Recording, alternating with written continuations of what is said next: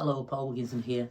I just wanted to do a video talking about nerves, musicians with nerves. Nervous before a performance, nervous before an exam. I just wanted to talk a little bit about that, and I wanted to share a different kind of understanding with you regarding nerves.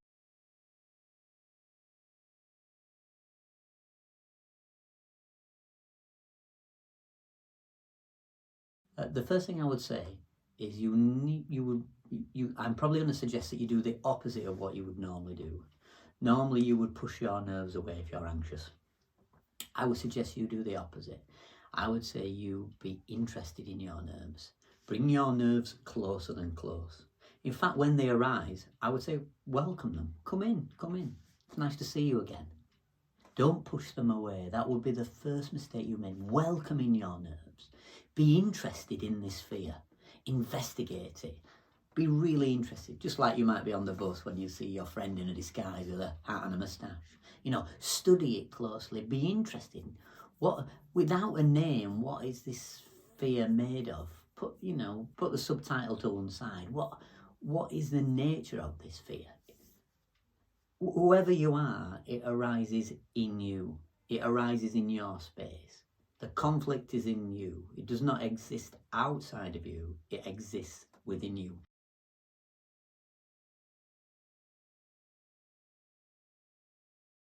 In fact, it might be suggested that once you perform, those nerves will disappear, just as a sports person is nervous before they run out of the tunnel if it's football or rugby.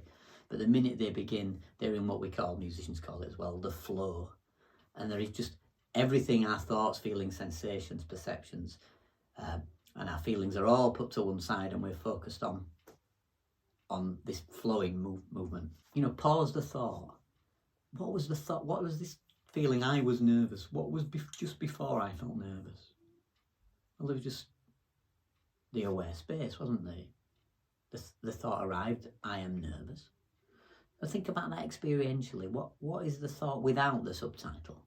What does it tell me about it innately? I would suggest it doesn't overwhelm you. Wherever you are, it isn't bigger than you. It arises in you, just like a receptionist in a hotel foyer will see people come and go.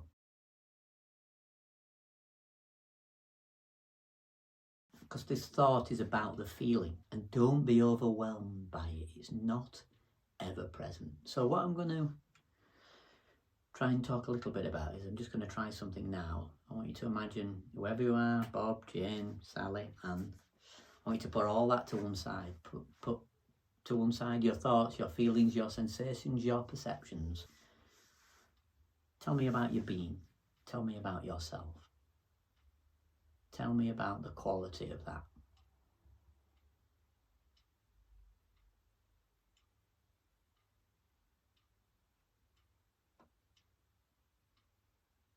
And then maybe think about the quality of my being without my thoughts, feelings, sensations and perceptions. Now, when you were 5, when you were 10, when you were 20, when you were angry, when you were sad, when you were upset, when you were super excited, there was one thing present. I was 5, I was 10, I was 20, I was angry, I was sad, I was upset.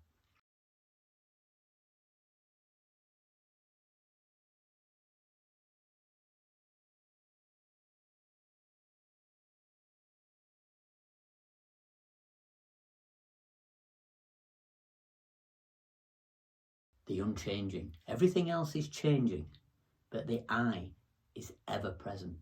So what I'm pointing towards here is something that is discussed in Advaita Vedanta, or in the Western tradition we call it non-duality, which is the presence of being aware of being aware. So awareness was present in all your thoughts, feelings. I am nervous before this performance, but awareness has no objective qualities in it at all. It is just an aware space. Deep sleep is not the absence of awareness, it's the awareness of absence. There are these 3 states for humans: waking, dreaming and deep sleep. Now in deep sleep, I slept well. We're all peaceful. And there we touch innately what our being is. And we'll call it awareness. We could call it consciousness, or I am.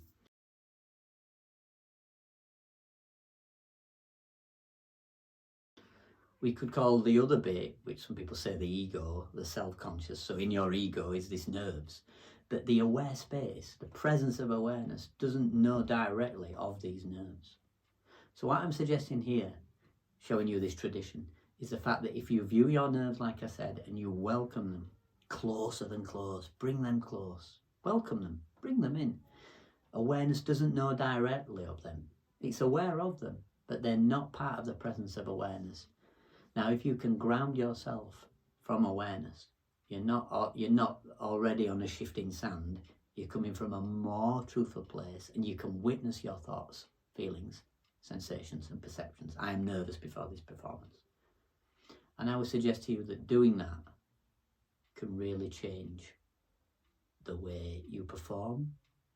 It can also, well, it would be a revolution on our planet if we were aware of our innate being.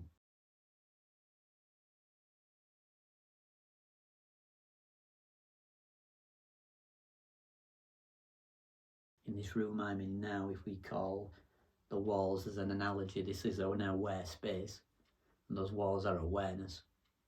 We could even say the screen that you're on now.